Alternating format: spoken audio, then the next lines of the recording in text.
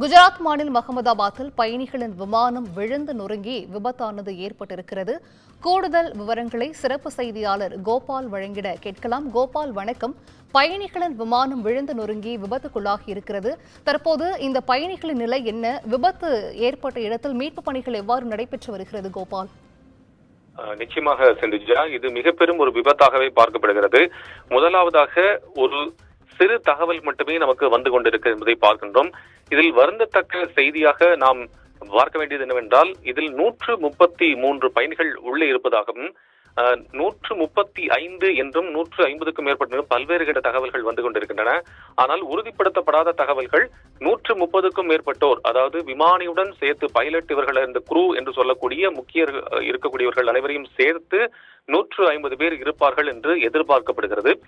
அகமதாபாத்தில், குஜராத் மாநிலம் அகமதாபாத்தில் விமானம் புறப்படக்கூடிய, அதாவது 1:17 மணிக்கு சரியாக குஜராத் மாநிலம் அகமதாபாத்திலிருந்து பயணிகள் விமானம் புறப்பட தயாராக இருந்த சூழ்நிலையில் தான் பறக்க ஆரம்பித்த டேக் ஆஃப் என்று சொல்வார்கள், அந்த பறக்க ஆரம்பித்த சில நொடிகளிலேயே விழுந்து விபத்து நேரிட்டிருக்கிறது. கரும்புகை விண்ணை முட்டும் அளவுக்கு அங்கிருந்து வந்து கொண்டிருப்பதை பார்க்கின்றோம்.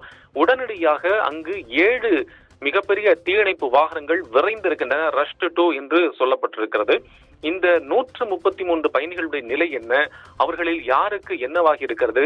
தொழில்நுட்ப கோளாறு பிரச்சனையா அல்லது இயந்திரத்தில் பிரச்சனையா என்பது உள்ளிட்ட பல்வேறு கோணங்களில் துரித கதியில் விசாரணை நடைபெற்று வருகிறது என்பதையும் பார்க்கின்றோம். அகமதாபாத்திலிருந்து லண்டனுக்கு புறப்பட்ட விமானம் என்பது தற்போது தகவலாக வந்திருக்கிறது. இந்த புறப்பட்ட விமானம் சில நொடிகளிலேயே ஏர் இந்தியா விமானம் விபத்தில் சிக்கி இருக்கிறது என்பதை தான் பார்க்கின்றோம். ஆக உள்ளே இருக்கக்கூடிய 130க்கும் மேற்பட்டிருக்கக்கூடிய அந்த பயணிகளின் நிலை என்ன என்பதெல்லாம் நமக்கு இன்னும் தகவலாக தெரியவில்லை. ஆனால் கரும்புகை எழுந்து கொண்டிருப்பதன் காரணமாக அங்கு 7 தீயணைப்பு வாகனங்கள் உடனடியாக விரைந்திருக்கின்றன என்பதை பார்க்கின்றோம்.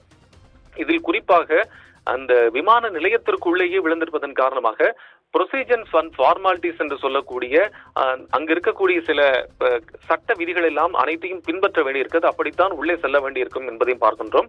எனினும் அருகாமையில் இருக்கக்கூடிய அந்த தீயணைப்பு வாகனங்கள் உடனடியாக அந்த பகுதிக்கு விரைந்திருக்கின்றன. அந்த வகையில் நமக்கு பார்த்தோமே ஆனால் 7 தீயணைப்பு வாகனங்கள் உடனடியாக அந்த இடத்திற்கு சென்றிருக்கு என்பதையும் பார்க்கின்றோம். ஆனால் இதில் பல தகவல்கள் அங்கும் இங்குமாக வந்து கொண்டிருக்கின்றன. குஜராத் ஊடகங்கள் சில தகவல்களை வெளியிட்டிருக்கின்றன. அதில் முதலாவதாக நமக்கு கிடைத்திருக்கக்கூடிய தகவல், பயணிகள் விமானம் ஏர் இந்தியாவுடைய பயணிகள் விமானம் என்பது நமக்கு முதலாவதாக தெரிந்திருக்கிறது. இரண்டாவதாக அகமதாபாத் விமான நிலையம் அருகே குடியிருப்பு பகுதியில் விமானம் விழுந்து நொறுங்கி இருக்கலாம் என்றும் சொல்லப்படுகிறது. இது இரண்டாவது தகவல்.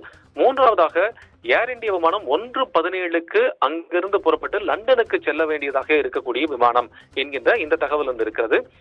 அது மட்டுமல்ல, இந்த விமானம் புறப்படுவதற்கு சில நிமிடங்களுக்கு முன்னதாக அந்த பைலட், அந்த விமானி சரியான தகவல்களை அங்கு சொல்லியிருப்பதாகவும் 130 பயணிகள் உள்ளே இருப்பதாகவும் என்பது போன்ற கட்டுப்பாட்டு அறைக்கு இந்த தகவல் வந்திருப்பதாகவும் சொல்லப்பட்டிருக்கிறது. சரியாக 1:17 மணிக்கு அகமதாபாத்திலிருந்து லண்டனுக்கு புறப்பட்ட விமானம் தான் புறப்பட்ட சில நொடிகளிலேயே கீழே விழுந்து விபத்து ஆகியிருக்கிறது. அதனால் அங்கே வெண்ணெய் முட்டும் அளவுக்கு புகை மூட்டமாக காட்சியளிக்கிறது என்பதை பார்க்கின்றோம். இதுல மிக முக்கியமாக பார்க்க வேண்டியிருக்கு என்னவென்றால், விமானத்தில் இருக்கக்கூடிய அந்த பைலட் மற்றும் அங்கு இருக்கக்கூடிய மற்ற பயணிகளுடைய நிலை என்னவாகி இருக்கிறது என்பது தெரியவில்லை என்பதுதான் மிகுந்த முக்கியத்துவம் வாய்ந்ததாக பார்க்கப்படுகிறது. இந்த அகமதாபாத்தினுடைய விமான நிலையம் அருகிலேயே இருக்கக்கூடிய சூழ்நிலையின் காரணமாக, விழுந்ததன் காரணமாக மிகப்பெரிய ஒரு பேரதிர்ச்சி ஏற்பட்டிருக்கிறது.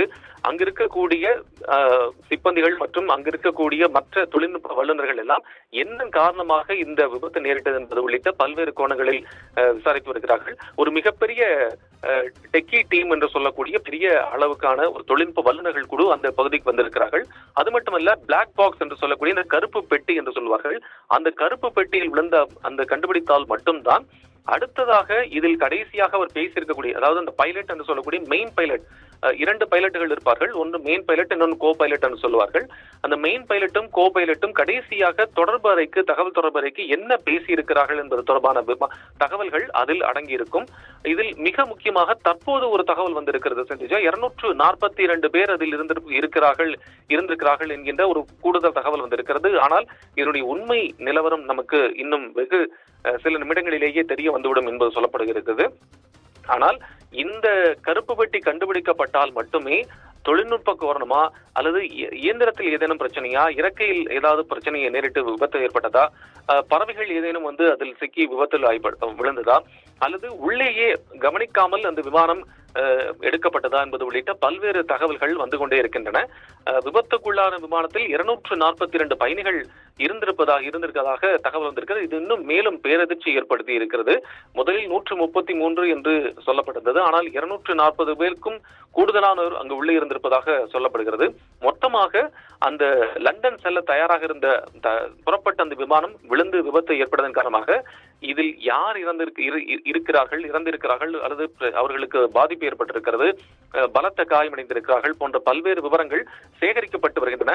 முதற்கட்டமாக அதில் எத்தனை பயணிகள், அவர்கள் யார், எங்கிருந்து போன்ற விவரங்கள் தான் முதலாவதாக எடுக்கப்பட்டு வந்திருக்கின்றன. மீட்கப்படக்கூடிய பயணிகள் ஆம்புலன்ஸ் மூலமாக அகமதாபாத்தினுடைய மருத்துவமனைக்கு அழைத்துச் செல்லப்படுகிறார்கள் என்பதை பார்க்கின்றோம். தீயை அணைக்கக்கூடிய பணிகள் மிக மும்முரமாக நடைபெற்று வந்து கொண்டிருக்கின்றன. கூடுதலாக அருகாமையில் இருக்கக்கூடிய மாவட்டங்களிலிருந்து அந்த தீயணைப்பு வாகனங்கள் வரவழைக்கப்பட்டிருக்க என்பதையும் பார்க்கின்றோம். அங்க இருக்கக்கூடிய மருத்துவமனைகள் முழுவதுமாக இந்த அவர்களை அனுப்பக்கூடிய செட்டில் செய்யக்கூடிய பணிகளில் விமான நிலைய அதிகாரிகள், விமான நிலையத்தில் இருக்கக்கூடிய முதலுதவி சிகிச்சை அளிக்கப்பட்டு பின்னர் அவர்கள் அங்கிருந்து மற்ற மருத்துவமனைகளுக்கு அழைத்துச் செல்லப்படுகிறார்கள் என்பதையும் பார்க்கின்றோம். சரியாக 1:30 மணியிலிருந்து 1:17 1:30 மணிக்குள்ளாக இந்த விமானம் புறப்பட்டிருக்கிறது.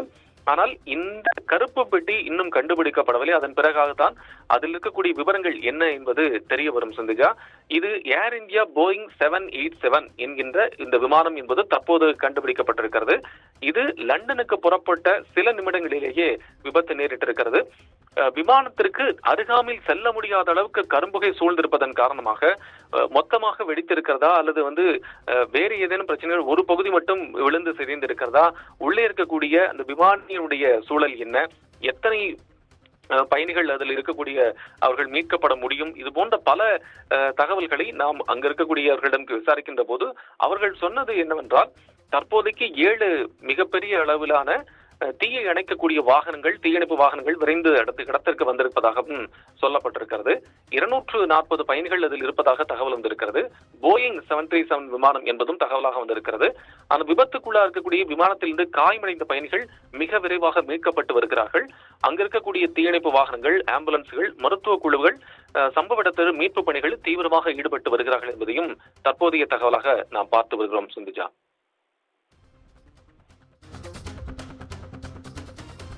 விரிவான விவரங்களை வழங்கியமைக்கு நன்றி கோபாலகிருஷ்ணன்.